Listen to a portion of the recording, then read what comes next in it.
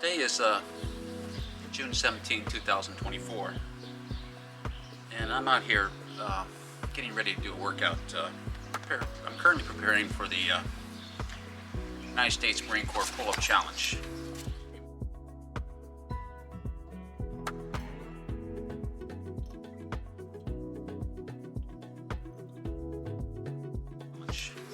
Even though I'm 67 years old, 7 months. And I use the United States Marine Corps Challenge as a measuring stick to see whether I'm still capable of meeting the standards of the United States Marine Corps for their pull-up portion of the Marine Corps Physical Fitness Test.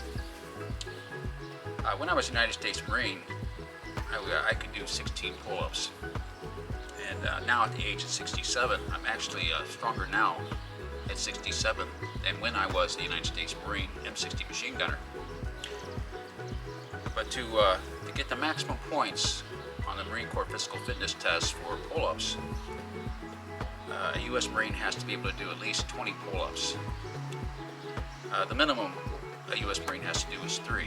And you get 5 points for every pull-up, so if you can do 20 pull-ups times 5, that's 100 points. And that's important for U.S. Marines because they go before a meritorious promotion board. A lot of times they'll look at the PFT score, the Physical Fitness Test score. And you want to be at least a first-class PFT Marine because, that's 225 points. And not only do you have to do pull-ups, you also have to do sit-ups and have a good score on the run. And in the Marine Corps, the speed test is a 3-mile run, and you have to do that in 18 minutes, or to get the maximum score. And of course, a lot of people don't do 6-minute miles, but over 3 miles, it's if you want to get 100 points for the run, you have to run 3 miles in 18 minutes, and to get the maximum score for sit-ups, you have to do 80 sit-ups in 2 minutes. So anyway, this is just something that motivates me to train. And personally, I feel that pull-ups and dips are the 2 single best exercises for upper body development. If you do pull-ups and dips,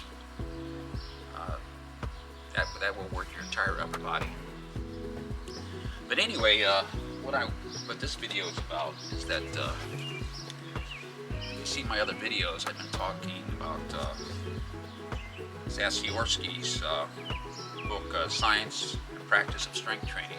Like I discussed in earlier videos about this topic, Zatsiorsky had the 3 different methods: the maximal effort method, or lifting as much as you possibly can, or exerting as much force as you possibly can; the repeated effort method, which includes the submaximal effort method, which is training to failure, or at least doing high reps, which would be the submaximal effort portion of his repeated effort theory of strength training; and the dynamic effort method, which is lifting a load or weight, or exerting as much force as you possibly can. And according to Zatsiorsky, is that you can combine all 3 approaches in a workout, and he actually recommends that because there's benefits for each one, and there's drawbacks to each one. For instance, for the maximal load effort, there's a high risk of injury, especially if you're a beginner. And he doesn't recommend using the maximal effort or lifting as much as you possibly can, or exerting as much force as you possibly can if you're new. And if you do it, you should do it under coaching. According to Zatsiorsky, motor units or muscular cells that are not recruited aren't trained, and also that motor units or muscular cells that are recruited but not fatigued are not trained. So your goal is to recruit as many motor units or muscular cells as possible, because remember, according to Zatsiorsky, The fast twitch muscle fibers is good for quick muscular energy, but it fatigues early. And if you're trying to do a large number of repetitions, whether it be you're on a marathon run or you're trying to do as many pull-ups as you can, or if you're in CrossFit and doing the high repetition, high volume exercise that they do, your goal should be to build muscular endurance.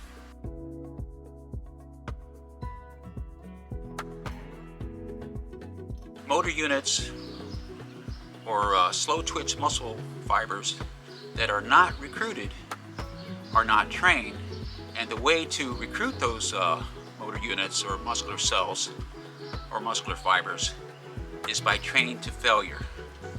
I'm still 7 weeks away from doing the United States Marine Corps Pull-Up Challenge, which will be held at the Cuyahoga County Fair in Bree, Ohio, beginning on August 6th. So I have 7 weeks from tomorrow to get prepared. So my interest right now is working on my endurance, my muscular endurance, and I want to try to create as much mitochondria in my muscle cells and as much capillary density as possible.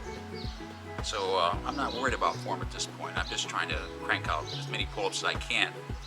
And what Zatsiorsky says is that when you're using the repeated effort method, it's the last few reps which causes your muscles to adapt.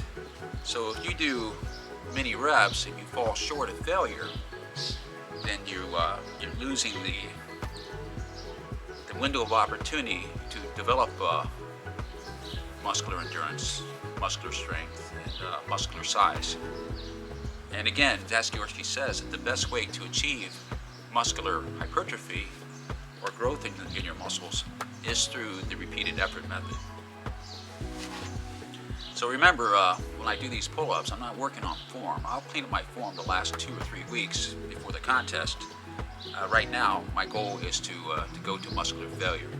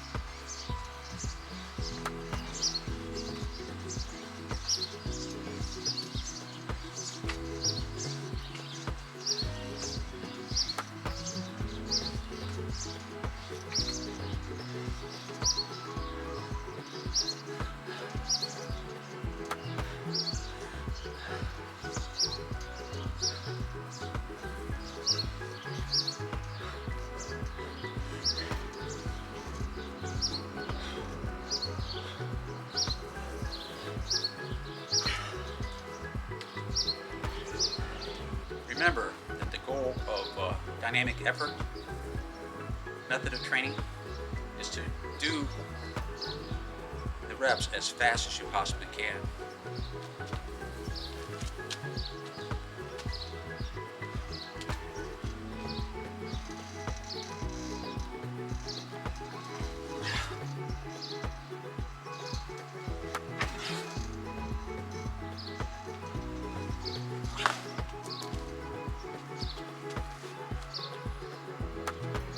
Like I said, beginners should start with 3, and then as your ability progresses, you can expand the number of reps you do. Okay, the next method of strength training that Zatsiorsky recommends is the maximal effort method, and where you're lifting as much as you possibly can.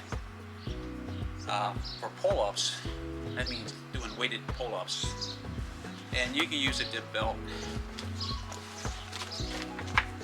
But I prefer using slam balls, which I'll grip between my knees. One good thing about using slam balls is that if you want to do drop sets, or continue to do more reps, all you have to do is just release the slam balls just by letting go of it. But this is how I'm going to use it. The dynamic method, most powerlifters will use between 1 to 5 reps. So my goal is to do 5 reps. I'm using the 20-pound slam ball.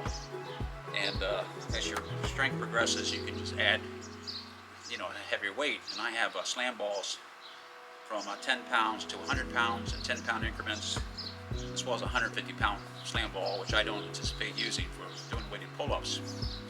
But this is how I'm going to do it.